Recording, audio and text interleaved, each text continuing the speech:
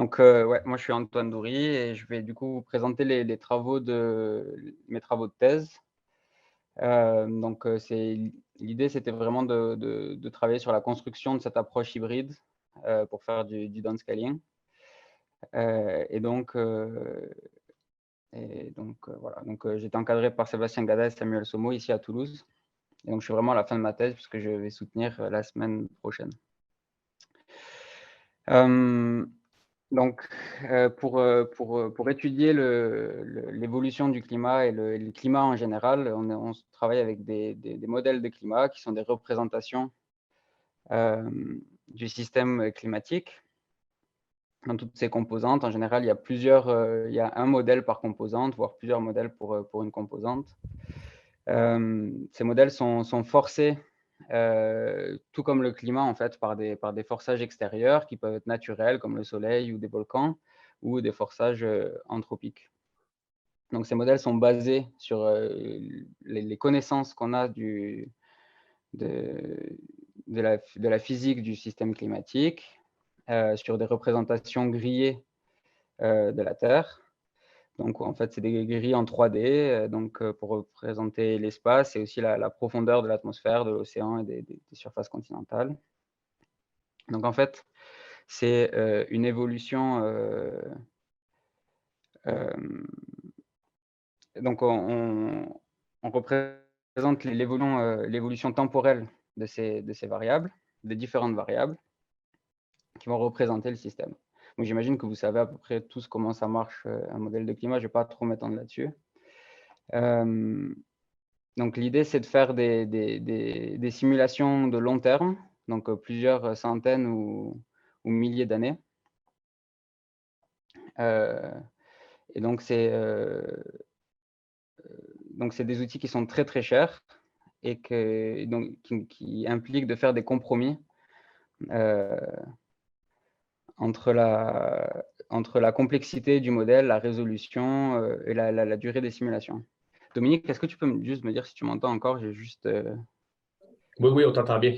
OK, bon merci, désolé. Hem, donc ces simulations climatiques, ah mince, heu, hop, je suis désolé, j'ai un petit souci. Faut renvoyer mon écran. Oui, c'est bon. OK. Donc en fait, ces simulations climatiques sont associées à différentes sources d'incertitudes, heu, qui sont liées aux futures activités humaines, à l'évolution de nos sociétés, l'erreur des modèles, heu, ou, et à la variabilité interne. En fait, l'erreur des modèles, c'est plutôt l'incertitude des modèles qui est, heu, qui est due à une connaissance imparfaite du système climatique, et la variabilité interne, heu, du du système climatique qui fait qu'en fait, il faut faire plein de simulations pour, pouvoir explorer correctement, et avoir une bonne approximation du climat du climat actuel.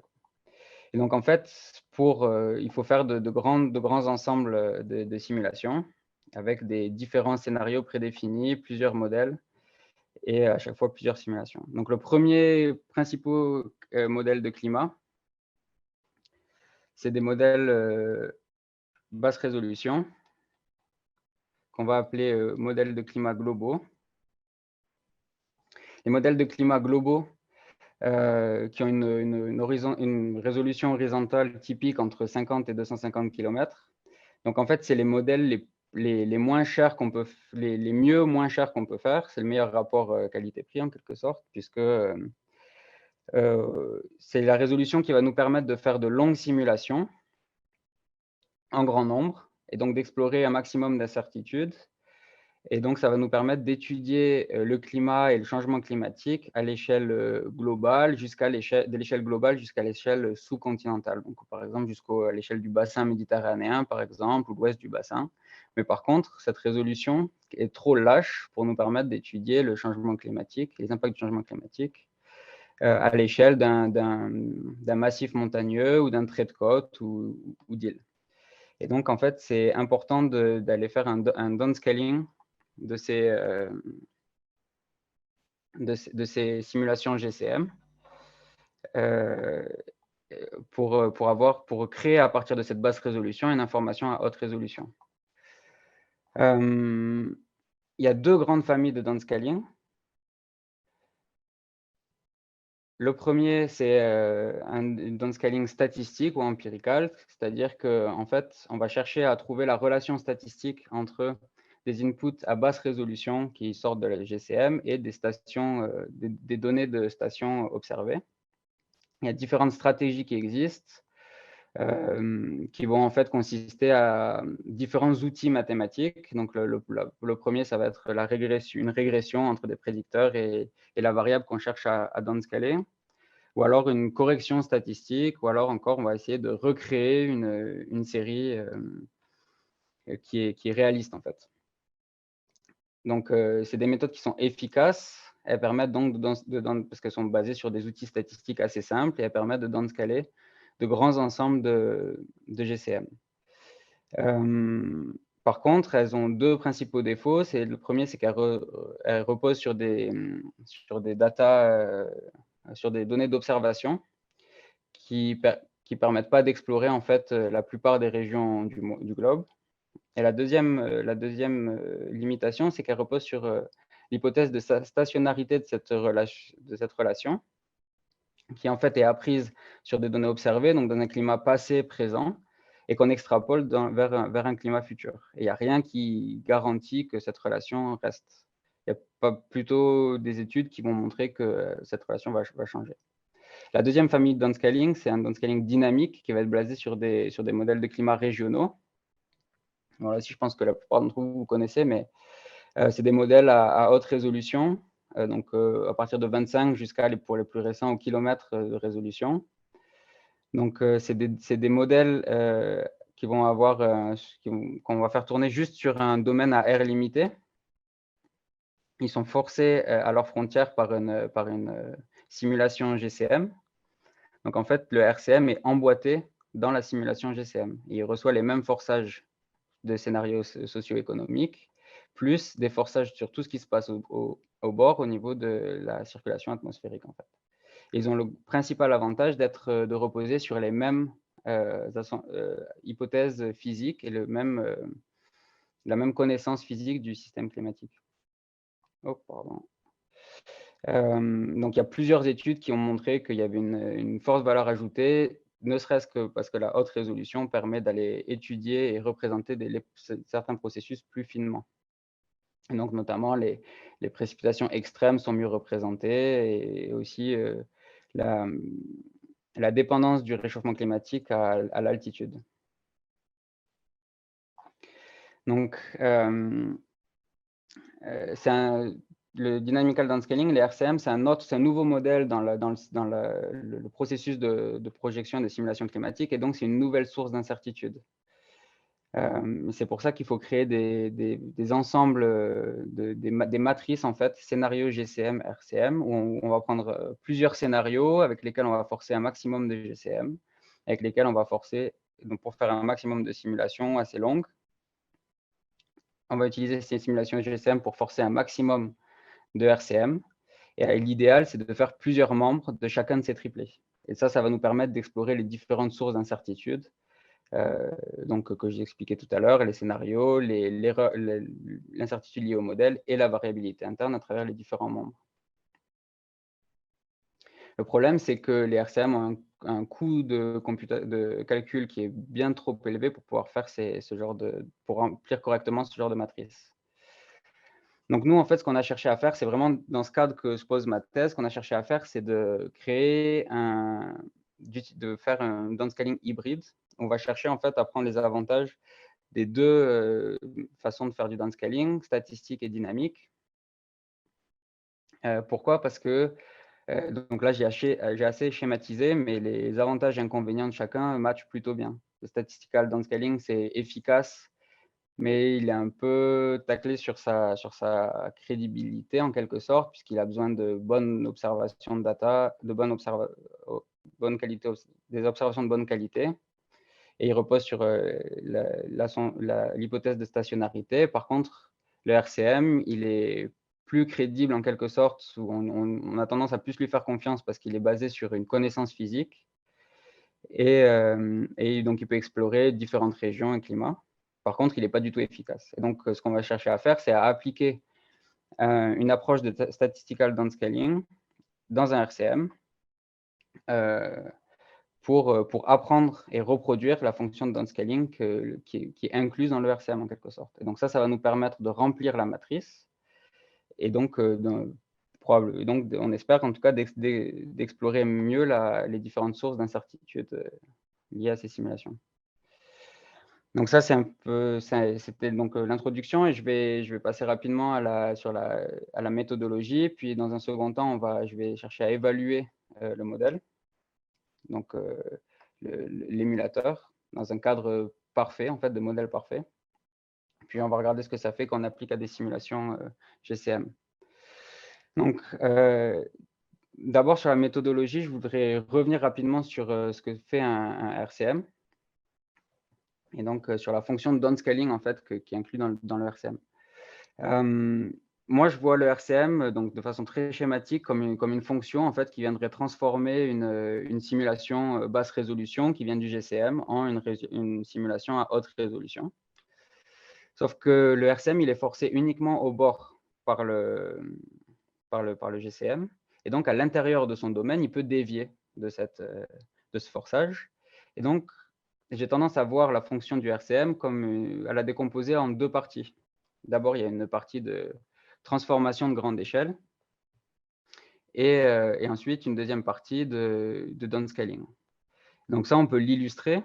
Donc là, on regarde le géopotentiel, donc l'altitude d'un niveau de pression donné pour le même jour dans le GCM et la simulation RCM qui l'a forcé. Donc là, le RCM, je l'ai dégradé à la résolution du GCM pour qu'on puisse comparer.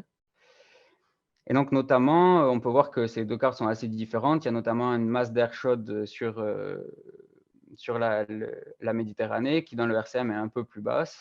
Et on a aussi cette différence sur l'Europe de l'Est.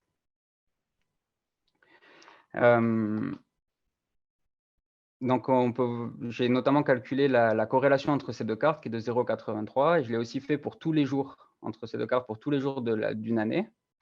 Et donc, on peut voir qu'on a 5% des jours qui sont en dessous de 0,8 de 80% de corrélation. Et même, on a 25% des jours qui sont en dessous de 0,9.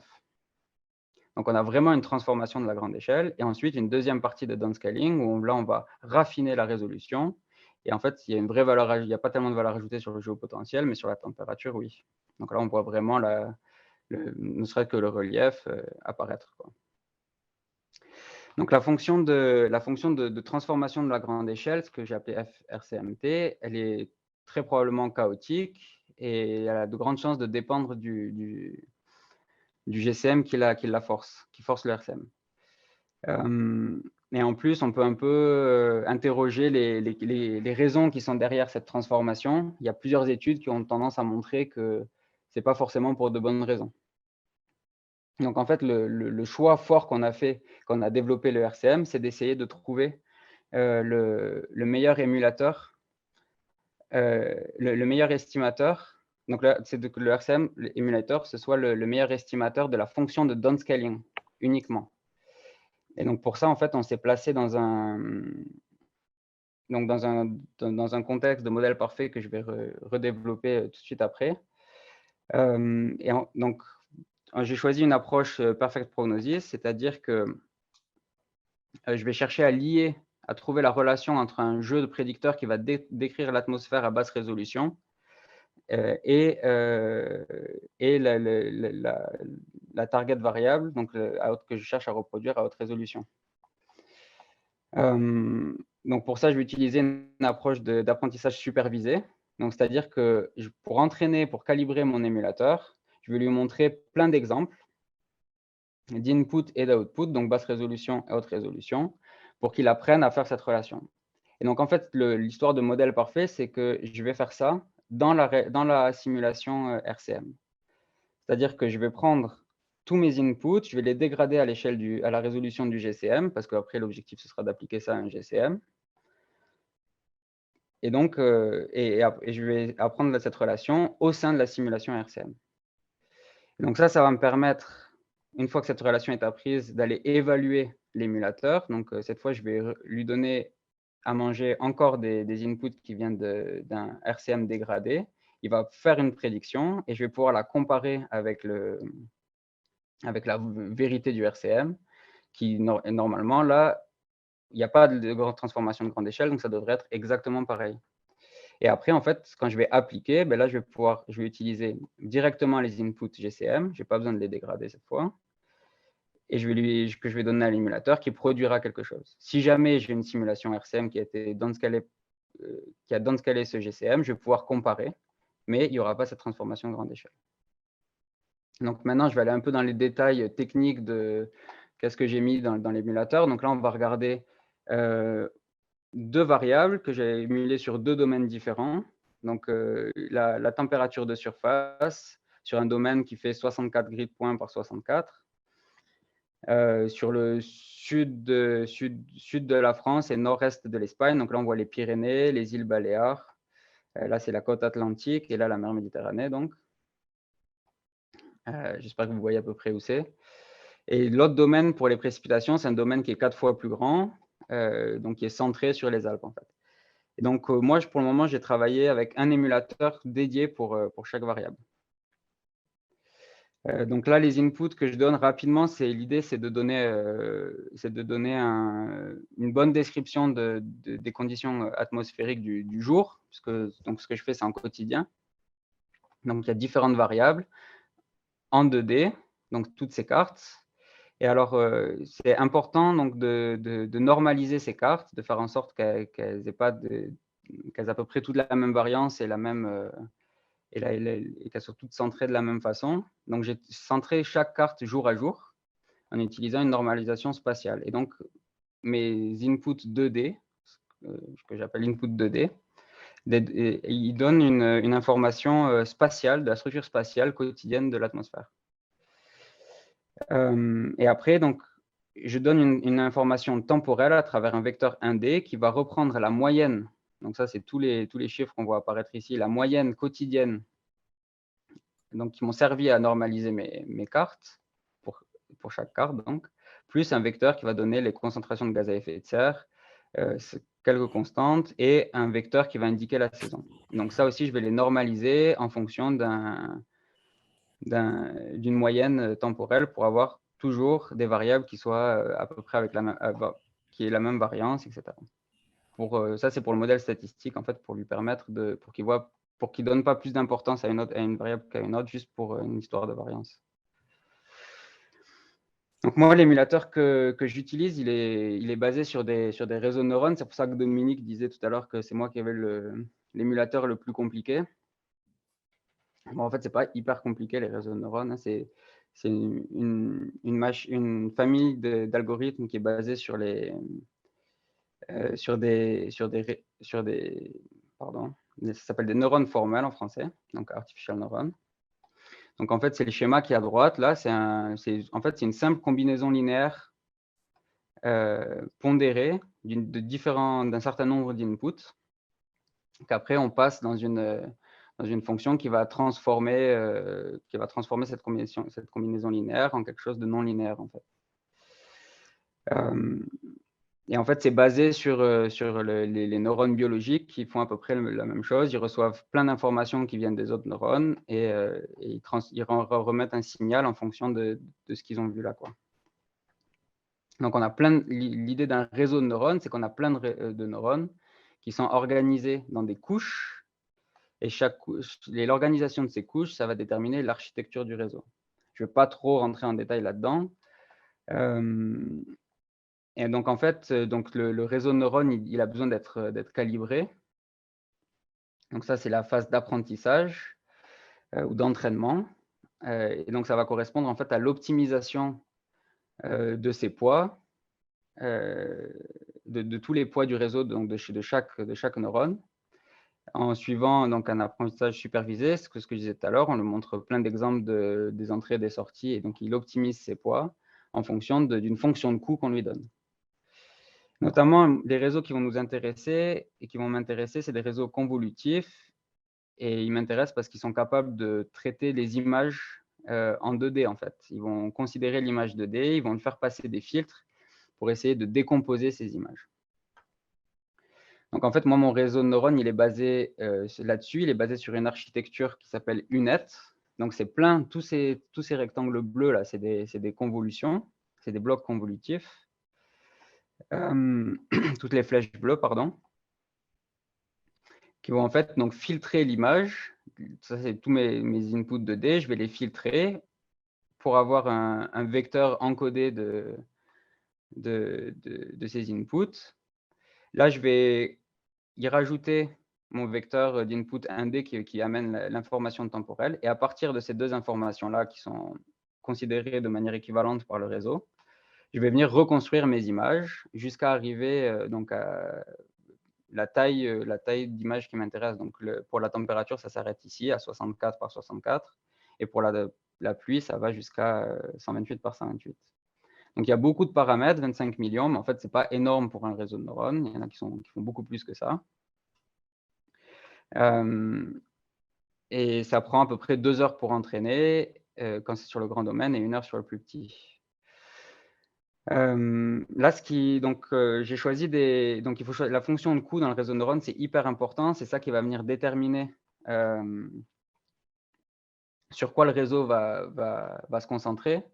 En général, pour un exercice de régression, on va utiliser l'erreur quadratique moyenne, et ça marche bien pour des données normales. Donc, c'est-à-dire centré autour d'une moyenne. C'est à peu près le cas des températures, donc c'est nickel, c'est ce qu'on va utiliser. Par contre, pour les précipitations, ça ne marche pas du tout. Ce n'est pas du tout des données gaussiennes ou normales. Et donc là, j'ai utilisé une fonction un peu que j'ai dessinée pour ça, en fait. C'est l'erreur absolue moyenne plus un terme qui va pénaliser le réseau s'il sous-estime, c'est grâce à ce terme ici, une pluie forte. Et là, c'est le gamma qui vient donner localement pour chaque jour si une pluie est forte ou pas. Donc ça, c'est mon terrain de jeu. C'est la matrice qui a été faite avec le RCM Aladdin, c'est celui qui est développé à Météo France. Donc là, c'est une petite matrice. Donc il y a le GCM CNRM qui est celui qui est aussi développé donc ici à Météo France au CNRM, pour lequel donc ces 4 simulations ont été downscalées. Donc il y a l'historique plus 3 différents scénarios sur les activités humaines. Donc en fait le 2.6 c'est le moins chaud, le 4.5 c'est un scénario intermédiaire, et le RCP 8.5 c'est le scénario où on chauffe le plus. Et donc pour les 3 autres GCM, donc on a downscalé avec Aladdin uniquement l'historique et le RCP 8.5, donc le plus chaud. Et donc moi je vais me servir de toutes ces simulations-là. Et en haut là, c'est les noms que moi je vais donner à ces simulations-là. Donc parfois c'est le début c'est le nom du centre. C'est un petit acronyme que j'ai donné, quoi. Donc en bleu, c'est mon jeu d'apprentissage. C'est grâce à ça que je vais calibrer le réseau. Et en vert, ça va être ma simulation d'évaluation principale, parce qu'en fait, c'est la plus proche de mon jeu d'entraînement. Et toutes les autres simulations, je vais aussi les utiliser pour l'évaluation, et je vais aller voir à quel point le réseau, ce qui marche bien sur cette simulation 4.5, à quel point ça peut s'étendre aux autres. Donc là, d'abord, je vais commencer donc en évaluation en modèle parfait, c'est-à-dire que mes inputs viennent de la simulation RCM. Donc, en fait, là, en modèle parfait, ça me permet d'avoir une vraie référence pour évaluer la production de l'émulateur. En fait, le Y chapeau devrait être vraiment égal au Y. Donc d'abord, on va commencer par regarder ce que produit l'émulateur. Donc ici, je vous ai mis 3 cartes. C'est pour un jour aléatoire que j'ai pris dans la simulation RCP 4.5. À gauche, on a la vraie carte RCM que je cherche à refaire. Donc, on voit vraiment une structure spatiale de haute résolution qui apparaît pas du tout sur la carte basse résolution du RCM, en fait. On voit vraiment les reliefs apparaître. On voit aussi qu'il y a un pattern chaud le long de la côte en Espagne ou sur la vallée de l'Èvre ici. Donc, il y a une rivière qui passe au milieu là, et ça, qui s'appelle l'Èvre. Et donc, dans cette vallée, on a aussi un pattern très, très chaud. Il y a un autre truc qui est important. Et donc, ce qu'on peut voir c'est que l'émulateur reproduit très bien cette carte. En fait, on peut voir qu'il y a une corrélation entre ces deux cartes qui est très élevée. Elle est quasiment à 1, alors que c'est juste un jour sur la simulation. Donc, il pourrait y avoir un peu plus d'écart. Mais donc, l'émulateur parvient très bien à reproduire la complexité de la structure spatiale, quoi.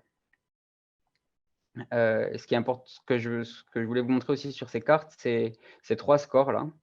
Donc, c'est le superquantile 0,5 et 95. Donc, ça, en fait, c'est la moyenne de toutes les valeurs qui sont au-delà, alors en dessous ou au-dessus, des quantiles 95 ou 0,5. Et donc, après, ça donne aussi, je vous montre aussi la moyenne de ces cartes.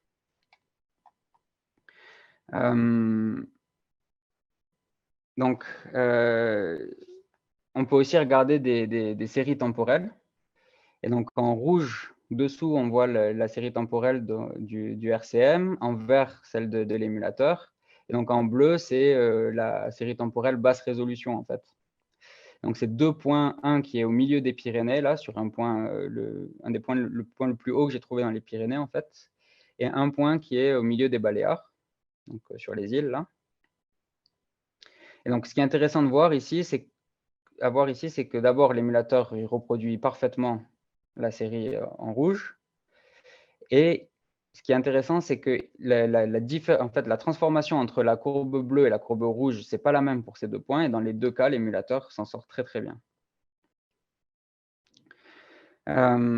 Donc, en fait, ces cartes-là, ces séries temporelles, elles donnent l'impression qu'on a une bonne corrélation temporelle et une bonne reproduction de la variance. Et donc, ça, on peut le vérifier en chaque point de grille. Et on voit qu'à chaque fois, on a plus de 90% de reproduction de bonne corrélation temporelle. Et donc de ratio de variance. J'ai calculé la variance pour chaque point de grille pour les deux séries, donc émulateur et RCM, et j'ai fait le ratio des deux. Donc on voit qu'en fait, l'émulateur, il reproduit quasiment 100% de la variance à chaque fois. Et donc je ne le montre pas ici, mais en fait, tous ces résultats, ils sont valables pour cette simulation CNRM RCP 4.5, mais aussi pour toutes les autres simulations. Donc maintenant, ce qui est intéressant, c'est d'aller voir ce qui se passe. En fait, je vais essayer d'évaluer l'émulateur comme on va souvent regarder de la même manière qu'on évalue souvent les RCM. Donc, c'est sur des moyennes climatiques. Donc, ça, c'est dans la simulation RCP 4.5 encore. Donc, à gauche, on a la climatologie du RCM, au milieu, celle de l'émulateur, et à droite, le biais entre les deux. Et donc, on peut voir sur la carte de biais qu'il n'y a quasiment pas de biais. À chaque fois, on a entre moins 15, moins 0, enfin moins de un quart de degré de biais. Et la structure spatiale, qui est assez fine, créée par le RCM, elle est complètement reproduite par l'émulateur. On a une espèce de gradient plus en s'éloignant de la côte, gradient froid en s'éloignant de la côte, qui est bien reproduit par l'émulateur, ou dans la vallée de l'Èvre encore, les reliefs. Donc ensuite, on peut regarder, si on regarde les quantiles 99, et là encore, on voit que l'émulateur s'en sort très très bien. On a une très bonne corrélation spatiale. Pareil, on a aussi un gradient ici. Alors cette fois, c'est un gradient chaud, plus on s'éloigne de la côte, et il est bien reproduit par l'émulateur. Dans la vallée du Rhône, ici, entre le Massif central et les Alpes, on a bien aussi un pattern qui est plus chaud.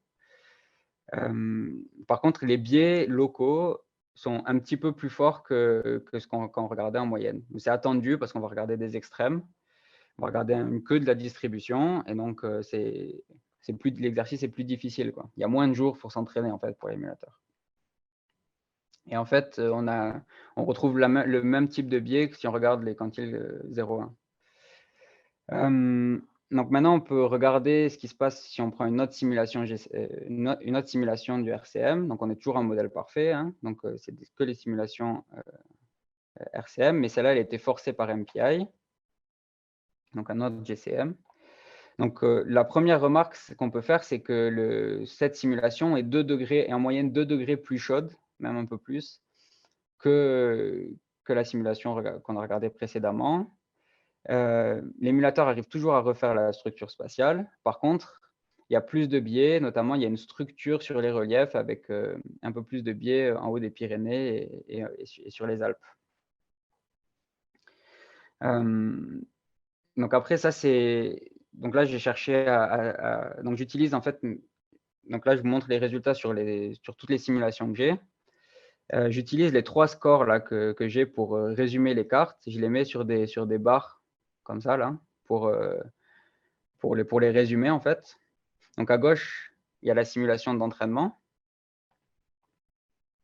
Et ensuite, donc, toutes les simulations sur lesquelles je peux évaluer. On peut voir que pour les 2 simulations CNRM qui ont des climats, donc là, on a un climat présent toujours 2006-2035, les 2 simulations CNRM qui ont des climats assez proches, l'émulateur, il marche très, très bien. On a un très faible biais. Par contre, quand on passe sur les simulations qui sont forcées par d'autres GCM, elles sont globalement plus chaudes. On a à peu près le même, c'est ce qu'on a vu tout à l'heure sur MPI, on a 2 degrés plus chaud, et là, l'émulateur a plus de mal. Alors, on a des biais qui sont très faibles, on a moins d'un demi-degré de biais, mais l'émulateur a plus de mal. Donc après, on peut regarder rapidement ce qui se passe en changement climatique. Donc là, on retrouve en fait à peu près les mêmes conclusions qu'avant. C'est-à-dire qu'on a une bonne reproduction de la structure spatiale, on a une bonne reproduction de l'intensité du réchauffement climatique sur cette simulation RCP 4.5. La corrélation est très bonne et le RMSE spatial est très bon. La carte de biais montre aucun pattern, donc là, on est content. On voit notamment qu'il y a un réchauffement plus fort sur les reliefs. Par contre, et si on regarde un MPI, on retrouve à peu près les mêmes choses. Donc là encore, donc si on regarde la moyenne des cartes ou les superquantiles, ils sont très proches dans la carte de l'émulateur, celle du RCM. Et par contre, localement, on a des biais qui sont un peu plus forts. Mais donc sur entre 2,5 et 3,5 degrés de réchauffement, on a maximum donc 10% en fait d'erreur, ce qui est quand même très raisonnable. Et on voit d'ailleurs que MPI il fait le plus de biais sur les Pyrénées. Donc, on peut aller regarder ce qui se passe précisément sur les Pyrénées. Donc là, j'ai tracé les PDF des températures quotidiennes pour les points les plus hauts des Pyrénées. Donc, c'est les points qui sont à plus de 1000 mètres. Il y en a suffisamment pour tracer des jolis PDF bien lisses. Donc, je trace à gauche, en plus clair, en fait, la PDF sur l'historique et en plus foncé, la PDF sur la période future. Donc, on voit bien que sur la simulation RCP 4.5 et MPI, on a une transformation qui est bien différente, notamment sur les parties les plus chaudes. Donc, tout à l'heure, on a vu qu'on était moins bon sur les Pyrénées pour MPI, mais là, on voit bien quand même que les PDF, donc pardon, en pointillé, c'est l'émulateur, on voit bien que les PDF sont quand même très, très proches.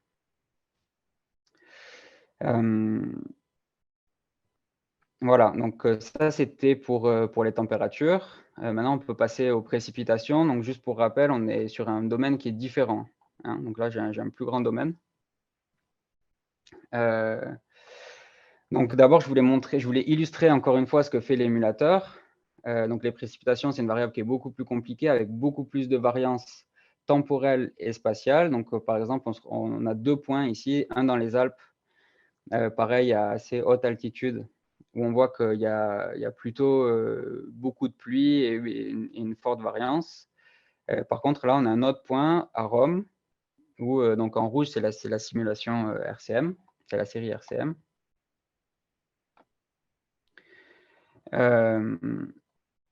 On a beaucoup plus de jours où il ne pleut pas, en fait. Et donc, ce qui est intéressant, c'est de voir que l'émulateur, à chaque fois, il colle très, très bien à la série rouge et que vraiment, l'émulateur, il produit une série qui ressemble à une série de précipitations. On a des jours où il ne pleut pas, des jours où il pleut. Et même, on est capable de faire des extrêmes très, très forts, comme celui-là. Alors, il est un peu sous-estimé, mais il y a quand même un pic très fort à Rome qui est bien plus haut que les autres jours, quoi.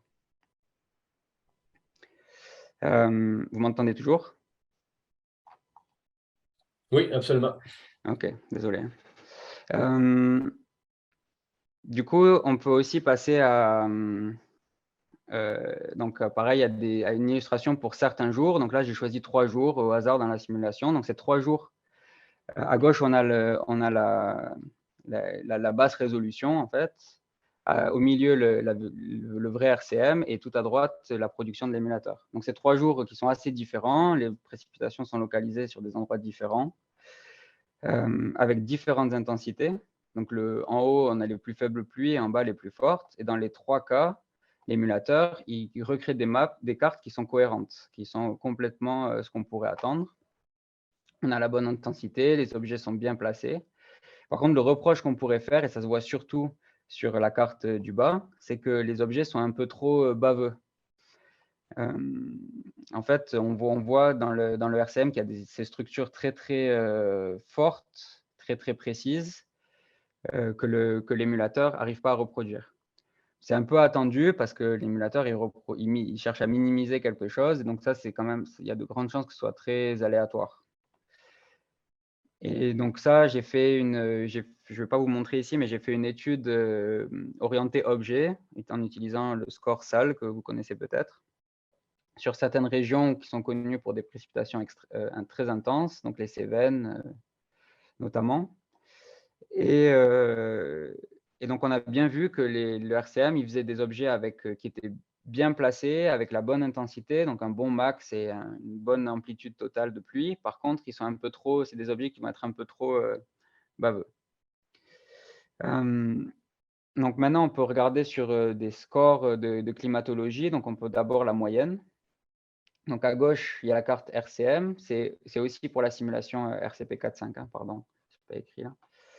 À gauche, on a le RCM, au milieu, l'émulateur, et à droite, la carte de biais. Donc, la première chose qu'on peut voir, c'est que la carte de climatologie de l'émulateur, elle est très bonne, elle ressemble beaucoup à ce qu'on a pour le RCM. On a des zones où il pleut très fort qui sont plus mouillées, en quelque sorte, que les autres, que sur les reliefs. On a une zone très sèche nord-est de l'Espagne, là, juste au sud des Pyrénées. C'est bien reproduit par l'émulateur. Donc, on peut aussi regarder la carte de biais. On voit que donc ça, c'est des biais relatifs.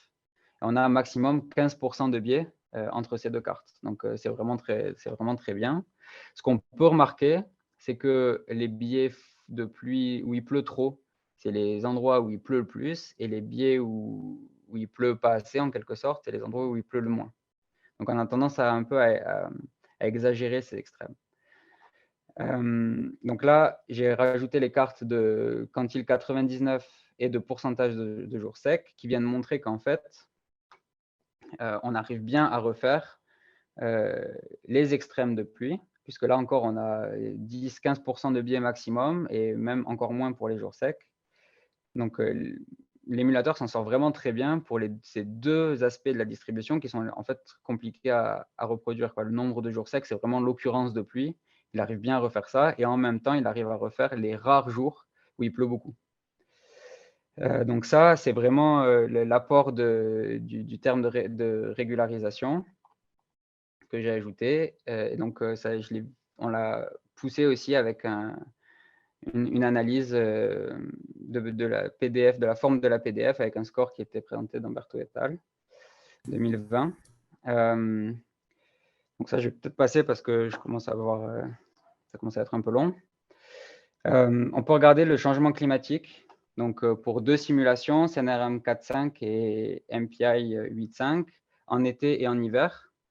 Donc là, à chaque fois, c'est pareil. J'ai le RCM, l'émulateur et le biais. Donc, cette fois, c'est un biais simple parce qu'on est déjà en changement relatif. Sinon, ça commence à faire trop de relatif. Hein.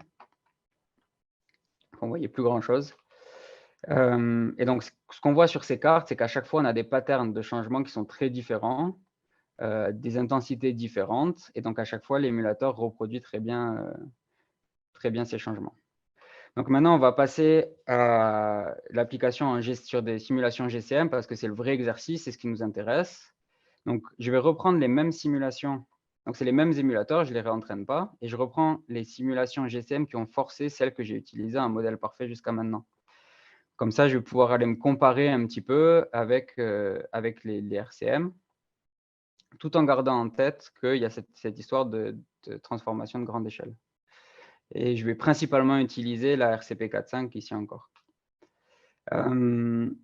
Donc, d'abord, une petite illustration, en fait. Donc, là, c'est vraiment une carte produite par l'émulateur. Donc, je ne sais pas si vous vous souvenez, celle que je vous ai montrée en température, mais on retrouve tous les aspects qui étaient importants et que l'émulateur arrivait à bien reproduire. Donc, on voit les reliefs apparaître. Ça, c'est pour un jour aléatoire, hein. On voit les reliefs apparaître, la vallée de l'Èbre.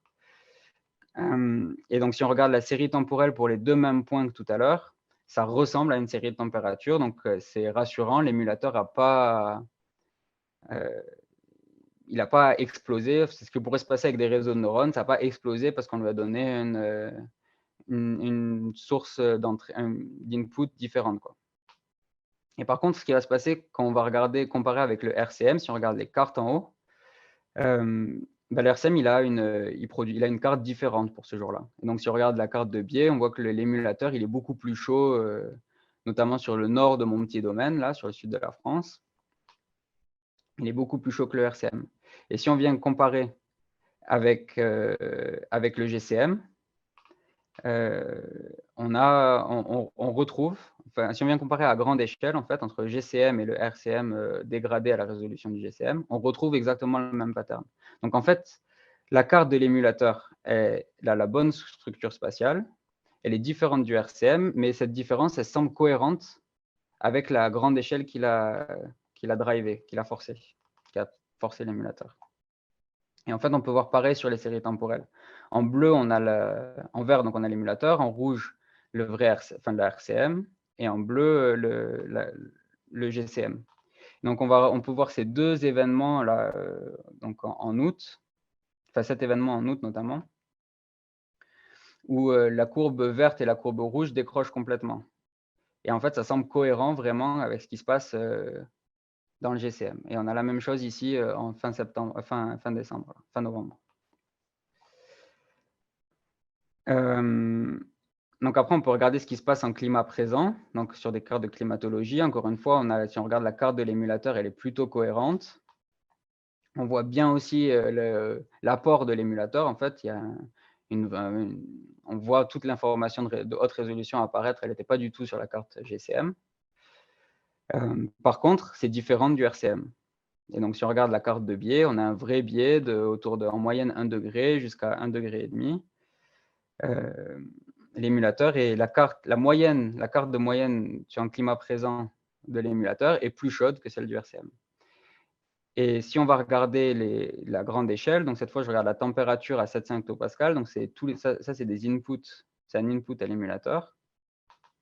On voit bien que le GCM, il est globalement plus chaud que le RCM. Donc, on a une bonne représentation de la structure spatiale et on recrée ce biais chaud, qui est en fait cohérent avec la grande échelle, qui est à l'entrée de l'émulateur. On peut regarder ça dans une autre simulation, AGM. Donc celle-là, en fait, elle est beaucoup plus chaude que celle qu'on a regardée précédemment. Et notamment, la différence entre le GCM et le UpRCM est plus grande que ce qu'on a regardé avant. Et donc, on voit que l'émulateur, il arrive à refaire cette plus grande différence. On a un maximum à plus de 2 degrés de différence. Donc, c'est ce qu'on attend, en fait. Par contre, on voit que sur cette simulation, il y a un problème avec le trait de côte. Tout ce qui est, donc ça, c'est peut-être un problème d'input où il manquerait les SST. Donc, de mon point de vue, tout ça, ça montre que l'émulateur, il est applicable à des simulations GCM. Ça marche. Alors, il y a des petits détails à régler, mais on est toujours cohérent avec la grande échelle. Et donc, juste pour finir, on peut regarder en changement climatique. Donc, si on regarde les cartes du haut, c'est la température, le géopotentiel pour la première ligne et la température à 7,5 hectopascal. Donc, ça, c'est du simulation CNRM RCP 4.5. Donc, on voit, si on regarde les cartes de biais entre GCM et RCM, on voit qu'il y a un biais froid ou chaud. Donc, le RCM est plus chaud sur l'ouest de l'Europe, et donc notamment sur notre domaine. Et donc, l'émulateur, il est plus froid que l'émulateur quand il est forcé par un GCM, il est plus froid que le RCM. Donc, encore une fois, on a recréé une carte de changement climatique qui a la même structure spatiale que celle du RCM, donc on a en quelque sorte la même valeur ajoutée. On a réussi à garder la valeur ajoutée créée par le RCM. Par contre, on a un biais général. Et donc, en fait, ça pose la question du rôle du RCM et donc de l'émulateur, quoi. On pourra peut-être en rediscuter après, mais si ça pose la question de cette transformation, en fait, de la justification de cette transformation de la grande échelle. Bon, du coup, je vais passer ça et je vais aller directement aux conclusions parce que ça fait un moment que je parle. Donc, en fait, on a proposé un cadre pour construire l'émulateur. On a décidé vraiment, on a fait un choix fort de se concentrer uniquement sur la fonction de downscaling parce qu'on croit que c'est là qu'est la valeur ajoutée du RCM. Donc, j'ai choisi de travailler, d'apprendre cette fonction avec des réseaux de neurones parce que c'est des méthodes qui sont efficaces, qui permettent notamment dans le traitement des données et qui donnent de bons résultats tout à fait similaires avec ce qui existe, avec l'état de l'art en classique, en statistique downscaling.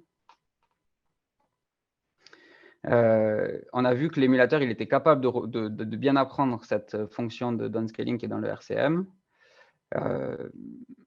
Et notamment, on a vu que grâce à une fonction de coût adaptée, on a réussi à reproduire entièrement la distribution de précipitation.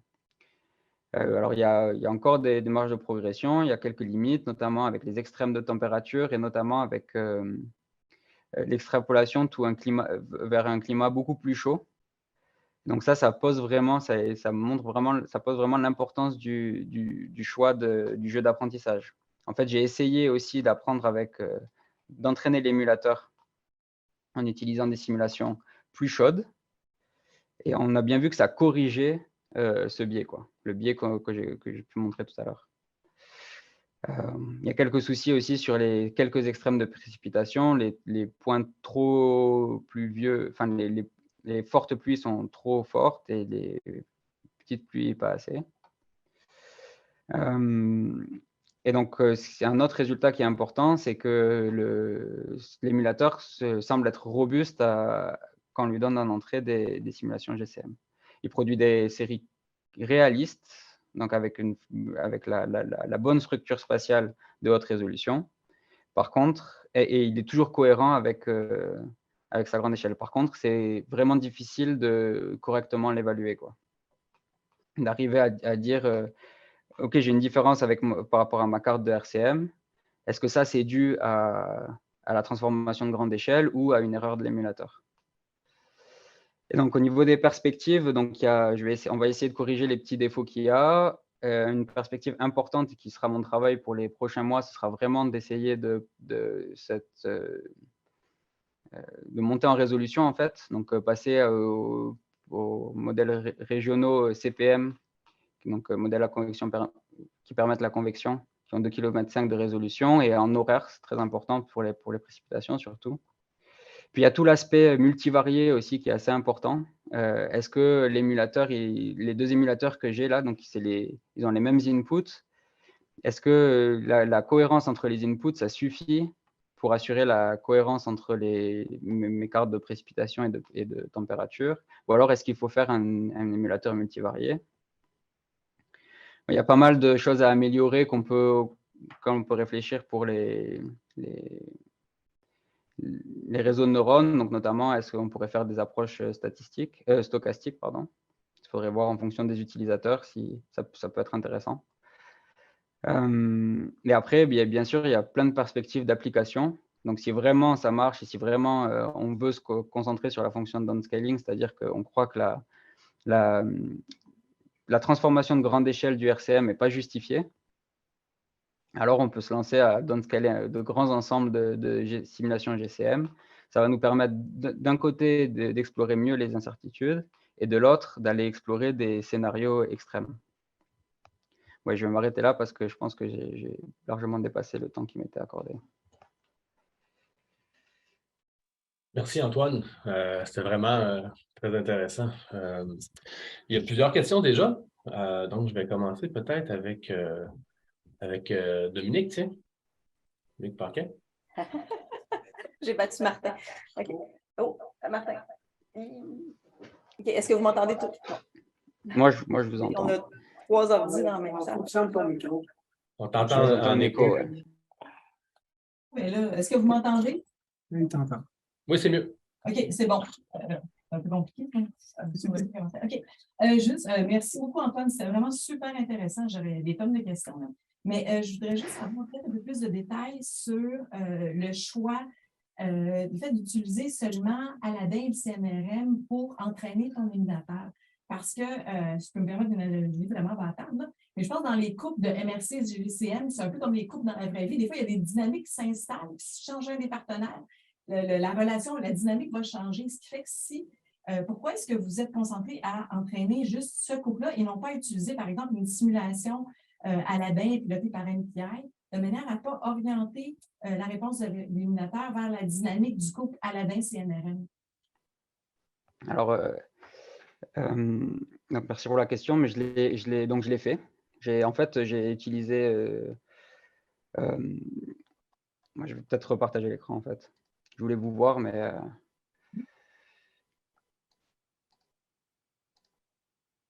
je sais pas. Ah oui, mais je peux faire les deux. Est-ce que vous voyez mon écran encore? Oui. OK. Donc, je l'ai fait. J'ai utilisé toutes les simulations possibles. Là, donc j'ai utilisé tous les couples possibles toutes les combinaisons possibles de simulation pour faire l'entraînement. Et donc, en fait, ça donne ça. Et donc, je ne vais pas trop rentrer dans les détails de cette figure, parce qu'elle est assez compliquée, mais en fait, tous les résultats que j'ai montrés, ils s'exportent bien. On peut avoir les mêmes sur une simulation que j'ai entraînée entre MPI en utilisant la simulation Aladdin forcée par MPI. Donc, c'est-à-dire qu'au sein de ce couple-là, en fait, ça se comporte très bien. Pour une simulation qui va être proche, c'est-à-dire en termes de climat, je parle, c'est-à-dire que en fait, la simulation Nord-ESM, forcée par Nord-ESM, elle est assez proche, c'est-à-dire elles sont à peu près dans des mêmes valeurs de climat. C'est ce qu'on voit ici. Hop. Ce qu'on voit ici, en fait. Donc, la simulation MPI et Nord-ESM, elles sont assez proches en termes de valeur, en termes de moyenne. Donc là, l'émulateur entraîné sur Aladdin forcé par MPI, il va bien arriver à refaire Nord-ESM. Okay. Par contre, on va avoir un peu le même problème quand on va regarder CNRM, on va avoir un peu un biais un peu chaud cette fois, parce que CNRM est 2 degrés plus froid. Okay, donc, en fait, je l'ai fait, tout ce travail-là. Les conclusions sont complètement exportables de l'un à l'autre. Merci. Martin, tu peux y aller? Oui, merci. C'était vraiment super intéressant. Merci pour la présentation. Je me demandais, parce que c'est ça, ici, on cherche un peu à imiter là, la particularité du RCM, à mettre à l'échelle, finalement, les champs de basse résolution, donc imiter son côté interpolateur là, vers la fine échelle. Mais le RCM, on sait que c'est quand même un peu plus que ça, c'est-à-dire que si pour des mêmes conditions de basse résolution aux frontières, le modèle régional serait supposé de générer plusieurs réponses cohérentes avec les grandes échelles. Donc, on appelle ça la variabilité interne du modèle régional. Donc, puis cette variabilité interne-là dépend, en gros, pour le modèle régional, de la taille de son domaine, puis si oui ou non, tu as appliqué le pilotage spectral. Donc, je me demandais si l'interpolateur, il y avait la possibilité de générer ce type de variabilité interne-là, donc à partir de petites perturbations des conditions aux frontières. Tu en as parlé peut-être un peu à la fin des approches stochastiques, donc j'aimerais ça t'entendre là-dessus parce qu'il pourrait y avoir vraiment des applications intéressantes, là, parce qu'on cherche souvent à faire des ensembles pour avoir différentes représentations, par exemple, d'un même système, donc ça pourrait être intéressant pour la suite. Ouais, alors, merci, ouais. Ouais, c'est super intéressant. Je pense qu'il y a deux aspects là. L'émulateur, il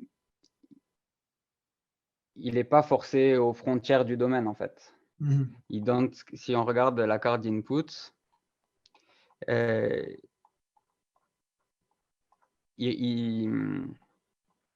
donc ça, c'est mon domaine. Je suis passé un peu vite là-dessus, mais ça, c'est mon domaine d'input. Et en fait, je downscale vraiment ce qui se passe. Je cherche à recréer ce qui se passe en dessous, c'est-à-dire Mhm. à plus basse résolution. Donc ça, c'est sûr que je ne vais pas pouvoir le recréer. Mais en fait, donc, parce que j'apprends uniquement la fonction de downscaling. Mhm. En fait, cette variabilité interne du RCM, elle se passe en quelque sorte dans moi, ce que j'appelle la transformation de grande échelle. Donc, je pense que par contre, donc ça, on pourra, exactement comme ça, on ne pourra pas faire et reproduire exactement la variabilité du RCM. En tout cas, ce n'est pas l'objectif de l'outil tel que je l'ai dessiné. Par contre, on peut aller explorer la variabilité interne du GCM parce que là, grâce à cet outil, on va pouvoir aller downscaler un maximum de membres GCM. Notamment parce qu'on a vu que quand on était dans le même couple, par exemple, là, on pourrait très bien aller downscaler tous les membres qu'on a pour CNRM-CM5. Je sais très bien que ça va super bien se passer. Mhm. Maintenant, il y a un deuxième aspect, c'est-à-dire qu'avec le réseau de neurones, on pourrait choisir un réseau de neurones spécifique qui recréerait, qui aurait une sortie stochastique. Donc, ça peut se faire soit parce que le réseau il est entraîné à sortir, au lieu de sortir un champ de température, il va sortir les paramètres de la distribution en chaque point. Et donc là, on va pouvoir aller tirer dedans des possibles et aller sortir donc, aller sortir des différents membres en fait. Mais par contre, je sais, donc là, je sais pas trop, j'y connais. Je suis pas sûr qu'on puisse quand même recréer la même cohérence que va apporter le RCM, quoi. C'est-à-dire que chaque membre du RCM, chaque membre du RCM va être complètement, je sais pas comment dire ça, mais complètement cohérent. Et je sais pas si on peut vraiment recréer ça avec des réseaux de neurones. Mhm. C'est-à-dire Ouais. Si tu juste l'aspect ajoutes une stochastique, quoi. si tu ajoutes une petite perturbation dans les conditions foncières, ça va engendrer une petite perturbation dans les champs de sortie. OK. Merci. Merci Martin. Puis là, on a dépassé le temps un petit peu, là, mais les gens qui veulent quitter peuvent quitter. Mais là, il y avait, je pense, Gabriel, tu avais une question aussi. Hein? Bonjour encore une fois, oui, très, très intéressant comme présentation. En fait, moi, peut-être que je me trompe. J'ai l'impression que l'émulateur ici va reproduire un peu les biais des données d'entraînement, là, que ce soit le GCM ou le RCM. Je me demandais, est-ce qu'il y a moyen de feeder aussi de l'information observée, là, des données observées pour tenter à la fois d'appliquer le downscaling, mais aussi de corriger les biais des modèles? Ouais, alors donc ça aussi c'est super intéressant. Ça c'est une question qu'on se pose beaucoup ici. Samuel, il revient beaucoup avec cette question. Il aimerait qu'on fasse ça. Moi, donc ça peut se faire. Je pense, il suffit à la place que, en fait, dans mon entraînement, à la place des Y, je lui donne un Y corrigé. Je pense qu'il n'y a pas trop de problème avec ça.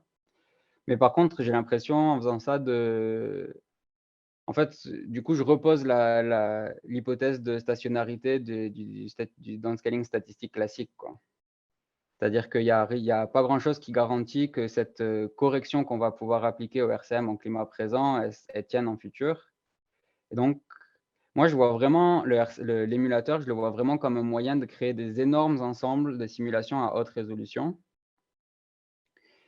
Et je veux pas, avec toute leur diversité, quoi. C'est-à-dire qu'il faut avoir confiance à fond dans la fonction de downscaling qu'on a apprise. Mais si on a confiance, on downscale toutes les simulations GCM et on va explorer vraiment l'ensemble en tant que tel, quoi.